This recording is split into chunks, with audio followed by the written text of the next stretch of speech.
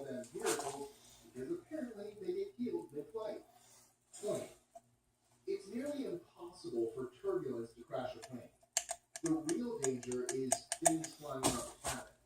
19. Commercial airlines can fly with only one engine. 18. Most crashes happen during takeoff and landing, not mid-flight. 17. The altitude thins your blood, so alcohol hits you harder. The common saying is that one drink in the air is worth two on the ground. 16.